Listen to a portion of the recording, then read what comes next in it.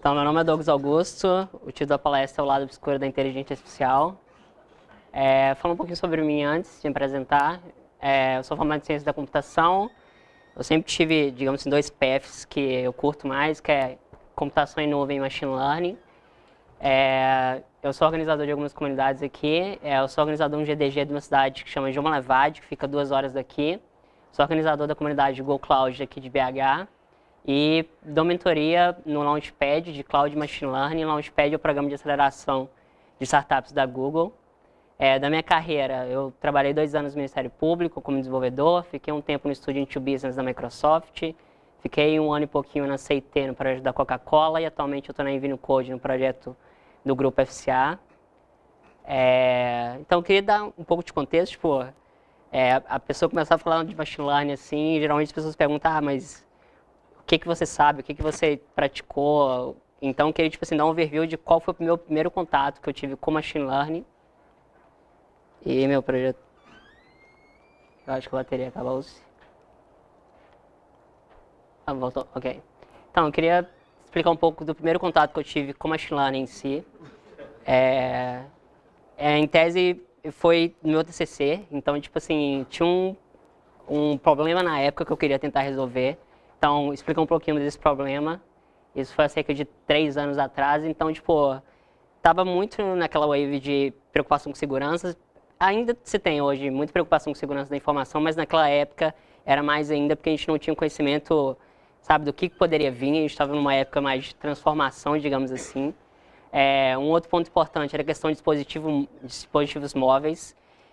A gente estava até naquela época do mobile first, que a maioria das empresas começaram a focar mais em desenvolver os sites e a sua aplicação focada em mobile, justamente porque elas viram que mobile começava a dominar. As pessoas estavam, 90% dos acessos geralmente vinha de mobile.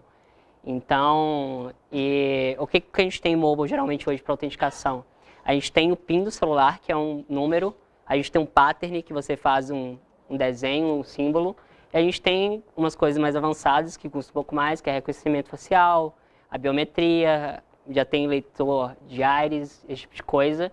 E o que eu queria tentar resolver? Eu queria tentar criar um novo mecanismo de autenticação. E parou de novo. Acho que toda vez eu tenho que ligar e desligar. Ok, agora foi. Qual que era a ideia? Tipo, criar um novo mecanismo de autenticação através da interação do usuário com o dispositivo móvel. Então, tipo, esse era o trabalho do meu TCC, eu queria tentar fazer algo do tipo. E qual que era o cenário que eu consegui para ver se isso era válido?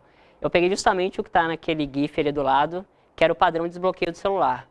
E o que eu tentava fazer com isso? Eu queria descrever se o modo que você desbloqueava seu celular, eu conseguia identificar que era você em específico. Então, se uma pessoa digitasse a mesma senha, ele iria conseguir identificar se era o dono do celular ou não. Então, como que eu fiz isso na época? Em Machine Learning, geralmente a gente seleciona features, que são coisas que a gente está tentando observar naquele ambiente. E o dispositivo Android, digamos assim, nativamente ele oferece, ele expõe para você todos os dados do touchscreen. Então, por exemplo, o tamanho da área pressionada. Vamos tentar de novo. Agora foi. O tempo gasto de um ponto a ponto. As coordenadas x, mínimas e máximas. A coordenada y, mínima e máxima também. Tá x de novo, mas ok. Mas o que eu consegui fazer na época? Tipo assim, a ideia era que, por mais que a pessoa digitasse a mesma senha do seu celular, ele não deixaria passar que ele identificava. O padrão estava correto, mas era uma outra pessoa. Então, esse foi o primeiro trabalho que eu fiz focado em Machine Learning na época. E justamente desse trabalho que nasceu muita discussão, que nesse primeiro trabalho eu estava tentando mostrar como a Machine Learning poderia ser usada em prol da nossa segurança, digamos assim. Mas cada dia a gente indaga mais o ponto de como ela já pode ser usada contra a gente. Então é um pouquinho do que eu ia tentar trazer aqui hoje. Só um pouco de contextualização para ter certeza todo mundo na mesma página, digamos assim. Falar um pouquinho do que é IA, do que é aprendizado máquina, onde tudo mudou e qual que é o cenário que a gente tem vivido atualmente. Então, inteligência artificial nada mais é do que a gente tentar passar para um algoritmo a mesma inteligência que a gente tem. Então, tipo, inteligência artificial é um ramo muito maior. Você pode falar com o seu código, aplicativo é uma inteligência artificial, pode ser considerada. E o que é o aprendizado máquina em si? O aprendizado máquina é um subcampo da inteligência artificial que ele tenta replicar um comportamento específico nosso, que é o de aprendizado. Então, como que ele faz isso? Do mesmo jeito que a gente faz, que é o algoritmo aprende com experiência, que é o nosso modo de aprender as coisas, digamos assim. Onde tudo mudou? Inteligência artificial tem ganhado muito foco em machine learning de 4 anos para cá, mas não é que há 4 anos que ela foi criada. A inteligência artificial sempre existiu, existem algoritmos que a gente usa hoje em dia ainda, que já foram feitos desde 1900 e alguma coisa. Então, o que mudou para a gente ter esse foco tão grande que a gente tem em machine learning hoje? Que a gente a gente tinha dado, mas a gente faltava ainda poder de processamento grande.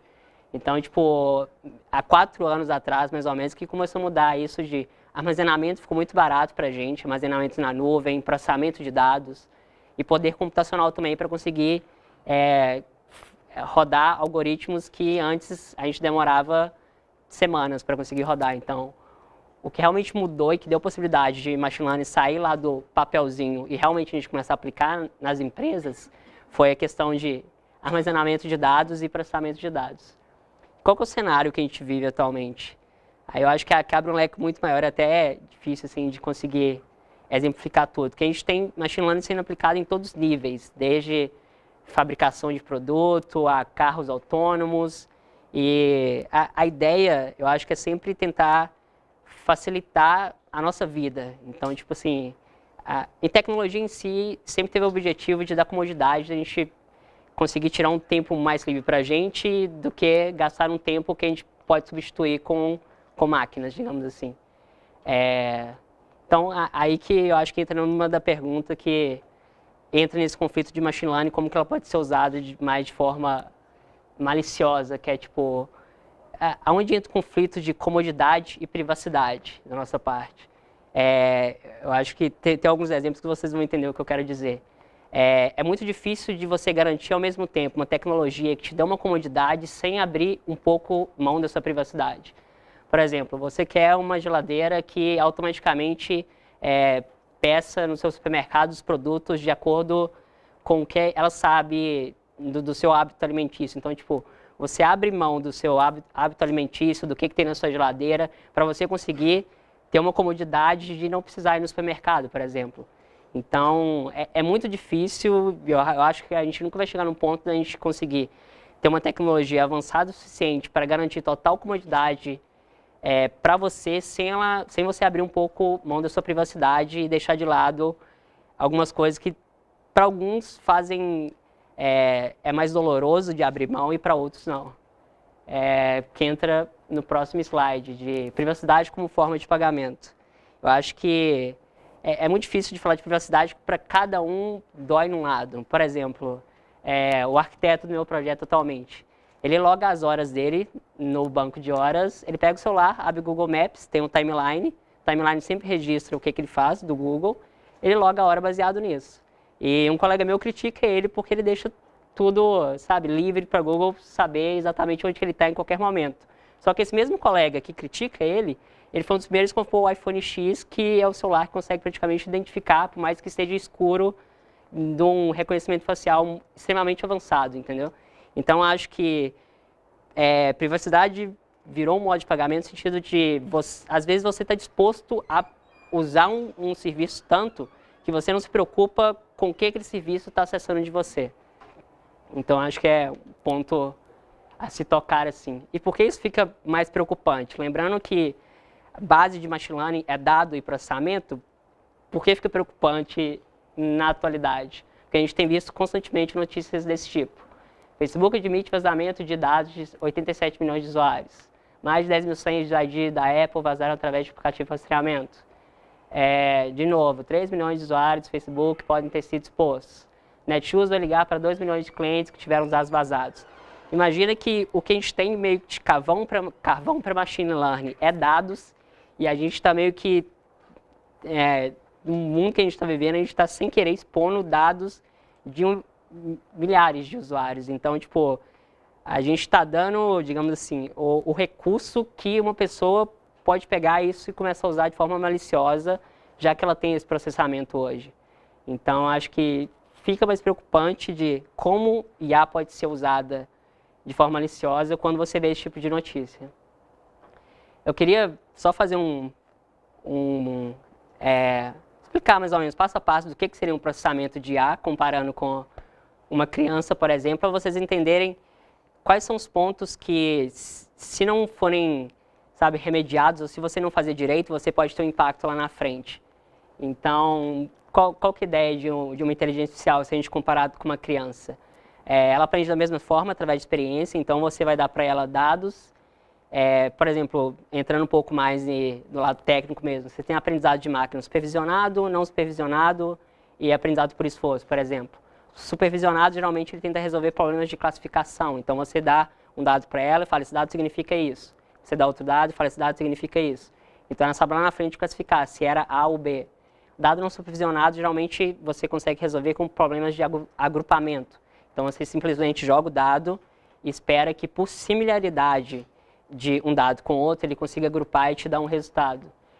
Por esforço, ele aprende na ideia da penalidade. Então, geralmente, é a mesma coisa quando a gente aprende com jogos. Você começa a jogar um jogo, você não tem noção de quais são as regras dele. Então, você vai jogando, sempre tentando aumentar o seu score no máximo, mas você tem que ter uma penalidade ou um ganho do jogo. Se você passa uma fase, você vai ganhar mais pontos. Se você cai no buraco, você vai perder pontos. Então, a aprendizagem por esforço tem esse mesmo comportamento. Você tem um modo de penalizar o algoritmo, e o algoritmo tenta sempre otimizar a melhor escolha.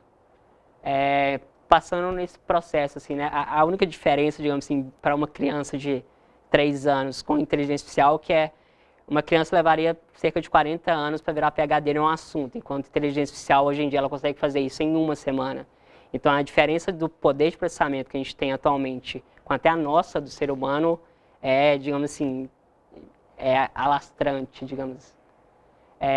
Então, lá, no processo, assim, primeiro que a gente geralmente tem a coleta, tratamento de dados, que é onde a gente realmente vai imaginar o que a gente precisa para chegar naquele objetivo nosso. E por que a coleta é tão importante você saber, tipo, tratar dados para machine learning? Porque a gente tem um problema, geralmente, de bias. Então, tipo, às vezes o que é bom para mim não é bom para outra pessoa. Por exemplo, dando exemplos randômicos aqui, celular, o que é celular para mim não é celular para meu avô. Meu avô acostumou que ele viveu na época do celular, mas para ele celular é o que tem teclinha ainda, a telazinha pequenininha, é o que tem a marca da Nokia. E para mim não é isso. Então já tem uma diferença por tempo, digamos assim. Você tem diferença de região, dando um exemplo mais básico, tipo, o que é biscoito para mim não é biscoito para pessoa de São Paulo.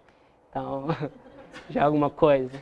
Você tem diferença, às vezes, até por sexo. Tipo, se vocês imaginassem o tanto de significado que blusinha tem para uma mulher, e para homem blusinha é blusa, pronto, acabou. Para mulher aquilo tem vários significados. Sapato, o que é sapato para mulher? É muito diferente, entendeu? Aí você fala, mas você está dando exemplos meio que fazem sentido assim, mas como isso encaixa no mundo real? Como isso encaixa no mundo de desenvolvimento de software? Pensa que você é uma empresa, sei lá, geralmente empresas que têm o seu próprio produto, sei lá, Hotmart, por exemplo. Quando você vai fazer análise de dados, você só vai ter um conflito ali, digamos, conflito de entender os dados no seu time. Então, você tem, sei lá, 5 data science lá, data science. Então, tipo, aqueles 5 que vão ditar, tipo, o entendimento daquele dado. E aqueles 5 já se eles forem ter uma ideia completamente igual do dado, provavelmente a análise, o insight que vai ser tirado daquilo é um insight que nasceu da cabeça daqueles 5, não é um insight que saiu do dado de verdade. E imaginando se você escalar, por exemplo, agora você é uma empresa, mas você pede para uma outra empresa fazer processamento, você faz uma consultoria, pede uma consultoria naquilo. Então, além do seu time, já tem uma variedade de como cada um entende aquele dado, você tem uma empresa terceira que tem mais uma variedade de entendimento daquele dado. Aí imagine se você é uma empresa maior ainda, você contrata empresas para fazerem sistemas para vocês, que geram diversos data sources, e você pega esses data sources, entende eles e ainda pede uma empresa terceira ainda, de novo, para fazer machine learning. Então, tipo, você tem 3 players que cada um entende e vê o dado de uma forma. Então, isso vai escalando do modo que, se você não tem uma comunicação boa, digamos assim, e um time de data science, eu acho que ele precisa ser o mais diverso possíveis, justamente para não ter uma visão única daquilo. E é importante sempre de garantir também comunicação, para todo mundo não ficar tipo, ah, para mim esse dado é isso, para mim esse dado é aquilo. Questão do treinamento. Geralmente, tipo, no aprendizado máquina, você usa boa parte do dado, tipo 80%, geralmente tem uma reguinha assim para treinamento e depois 20% para fazer o teste. Você nunca testa o mesmo dado que você treinou, senão ele já está meio que viciado naquilo. Questão da avaliação, que eu acho que é o que importa. Tipo, eu acho que se a gente não preocupa bastante com os pontos lá atrás, de realmente ter pessoas envolvidas que entendem o produto, o serviço, o dado, o que pode acontecer no final que a gente for realmente avaliar o nosso modelo preditivo, a gente pode se deparar com muitas vezes com coisas que a gente não esperava e que pode ser ruim para o nosso produto. Ainda mais se a gente joga isso no mercado, automatiza um sistema, deixa ele tomar a sua própria decisão e a gente, sabe, fez de qualquer modo lá atrás. Então é preocupante. E se a culpa lá na frente, se der alguma coisa errada lá na frente, tipo, de quem vai ser a culpa? Geralmente você não vai falar, tipo, a culpa foi do algoritmo. Tipo, eu acho que a questão de machine learning que a gente tem que lembrar ainda é que no final das contas a gente ainda que está fazendo isso. Então, tipo, o culpado ainda assim é o time que fez aquilo. Se digamos assim, o aprendizado tomou uma decisão errada. E é igual como se fosse uma criança mesmo. Geralmente você vê uma pessoa na rua, uma criança, sei lá, chorando, você vai, tipo, ou xingando alguém, a primeira coisa que pergunta é, tipo, somente da educação, tipo, sabe, você vai realmente tentar culpar quem criou aquilo, quem era responsável por aquilo. E aonde que isso chega, né? Vamos a mais notícias, por exemplo. Carro semi-autônomo do Uber atropela e mata mulher na Arizona. Tipo, o culpado é o carro? Tipo, o aplicativo FaceApp branqueia os usuários para torná-los mais sexy. O culpado é o FaceApp? Então, acho que o que eu queria demonstrar, digamos assim, só no último caso que o culpado é a gente mesmo. De brasileiros ensinam o app robô a dizer palavrões e fazer ameaças. Isso é o jeito brasileiro de ser mesmo. Mas, tirando isso... mas o que eu quero passar é que, tipo, muitas vezes a gente não tem consentimento, mas a gente só faz de qualquer modo, joga no mercado e acha que, sabe, vai dar certo e a gente não percebe o poder e algo... A gente tem um poder computacional muito grande. Então, tipo, você, digamos assim, você está multiplicando tudo, sabe? Então, se você tem um conhecimento básico, você está multiplicando para ele ser avançado. Então, tipo, se você não presta atenção, você está pegando, sei lá, uma ignorância sua e multiplicando ela para o mercado, entendeu? Acho que o caso mais alastrante é esse do FaceApp. Então, tipo, imagina o time que estava composto nesse time que falou que para torná-los mais sexy, eles deixavam as pessoas mais brancas, entendeu? Então, tipo, sei lá, eu acho que é chato e é ruim ver esse tipo de coisa, porque, tipo, não chegou nem no ponto de usar machine learning de forma maliciosa. Isso daqui chega no ponto de você intencionalmente gerar um aprendizado máquina que, tipo assim, está fazendo, digamos assim, impactos sociais que estão prejudicando bastante coisa. Então, tipo, acho que antes até de pensar em como pode ser usado de forma maliciosa, a gente tem que pensar de como a gente pode garantir que aquilo não vai impactar nada. Porque, tipo, você não vira para uma IA e fala, não, isso era um bug. Entendeu? Então, tipo, a responsabilidade ainda no fundo ainda vai ser nossa justamente porque a gente não fez o processo lá anterior bem didático, digamos assim. Entrando nos tópicos, né, de como que ela poderia ser usada de forma maliciosa. A gente tem criado diversas ferramentas e usado machine learning para aprender o nosso comportamento e, ao mesmo tempo que isso é bom em função de negócio, isso também pode ser usado contra nós. Então, eu queria mostrar alguns exemplos bem simples, mas acho que vai dar para exemplificar melhor, que é, por exemplo, análise de sentimento. Diversas empresas já usam a análise de sentimento para entender como o usuário vê o produto dela, como o usuário tem falado num produto que ela acabou de jogar no mercado. Então, tipo assim, é maravilhoso. Para a empresa isso é fantástico, mas você imaginar que uma pessoa pode pegar o seu Twitter agora, que tem mais de, sei lá, 10 mil registros e entender todo o seu lado emocional de, sabe, quando tem um jogo do Cruzeiro, você fica puto de raiva, quando tem, sei lá, o Atlético ganha, você fica triste, tipo, você perceber que a gente está gerando um montante de dados enorme, só jogando isso publicamente, e, sabe, os algoritmos que a gente já tem hoje é fácil serem usados contra a gente. Então, eu acho que análise de sentimento é um ponto preocupante, tem análise de sentimento em texto, que é o que eu queria mostrar aqui, tem a facial também, que a gente já consegue fazer isso. Só que a do Zuckerberg não dá para identificar, porque eu nunca sei se ele está feliz ou se ele está triste. Eu acho que é bem difícil. Tem outro ponto também, que é a detecção e reconhecimento de faces. Então, imagine hoje, pô, tem um exemplo que eu vou mostrar no final, mas já até para prepararem vocês para esse exemplo, imagine, tipo, eu comecei a contar o número de câmeras 24 horas que tinha do trabalho até em casa. E são mais de 8, que eu me lembro da última vez que eu contei. E, tipo, imagine que, tipo, uma pessoa com acesso com essa câmera, ela consegue identificar aonde você está durante o dia. Tipo, se você está chegando perto da sua casa, você está chegando perto do seu trabalho. E detecção de face é algo extremamente fácil, mas reconhecimento de face também, de reconhecer que é o Douglas Augusto, também é fácil atualmente. Então, ainda mais voltando, né? A gente, sei lá, eu não tenho tanto, mas pessoas que, sei lá, mais 10 mil fotos do Facebook, por exemplo. A pessoa pega aquilo, já pega como data source e consegue criar uma predição de quem é a Suelen, quem que é a Amanda, quem que é o Pedro. Então, sabe, ele consegue usar isso de várias formas contra você também. Então, acho que é um ponto importante. Um que a gente está entrando agora, mas esse também aos poucos, que é a questão de voz. A gente começou agora com uma tecnologia chamada WaveNet, que a gente está realmente começando a entender melhor como funciona a voz. A gente já tem reconhecimento de voz hoje, que ele consegue identificar se é o Douglas ou não, mas a gente está passando por um passo também que ele consegue replicar a minha voz. Então, a minha voz é bem esquisita, mas, tipo assim, já tem algoritmos que conseguem fazer esse tipo de coisa, que eles conseguem sintetizar a sua essência da sua voz e replicar. Então, imagine, tipo, o nível que a gente está chegando, a pessoa simular uma ligação sua para alguém, falando algo, tipo, estratégico para sua empresa. Então, tipo, eu acho que o número de possibilidades que a gente está tendo já de formas de a gente usar o que a gente conseguiu obter até hoje de forma maliciosa já é grande. E é difícil conseguir remediar todas.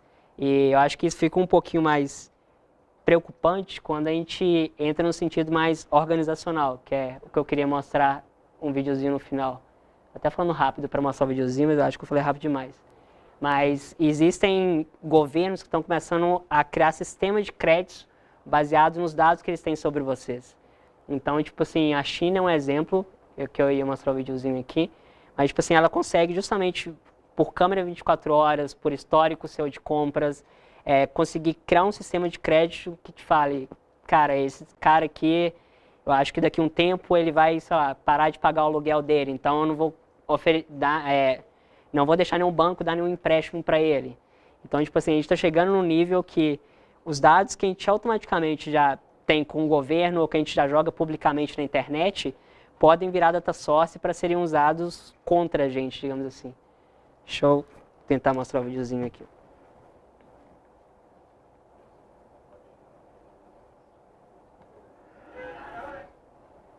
In some of China's largest cities, a high-tech effort is underway to bust low-level offenders, jaywalkers.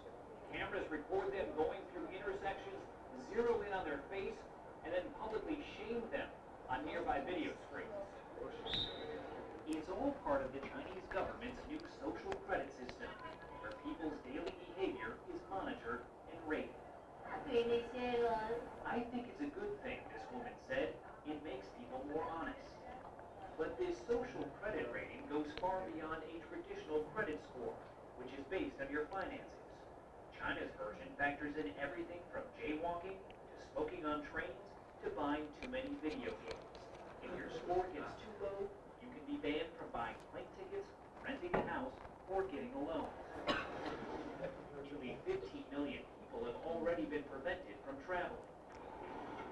Journalist Leo Hu is one of them. He recently tried to book a flight but was told he couldn't because he was on the list of untrustworthy people. I can't buy property.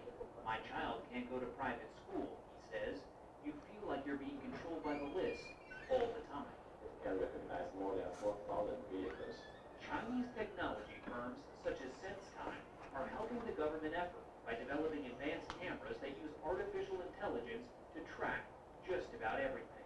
This knows every person, every bike, every car, every bus that goes through the ring. We can tell whether it is an adult, a child, a male or female. Police in Beijing have been wearing these glasses that can recognize faces linked to the government's national database to help boost arrests. How advanced is this technology? This is cutting edge.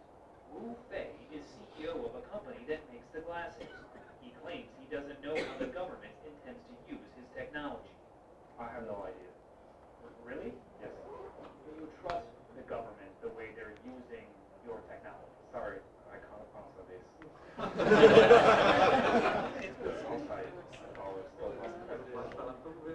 The fear, of course, is that the government may use this social credit scoring system to punish people that it deems not sufficiently loyal to the Communist Party. And trying to clear your name or fight your score is nearly impossible because there is no real due process. Yeah.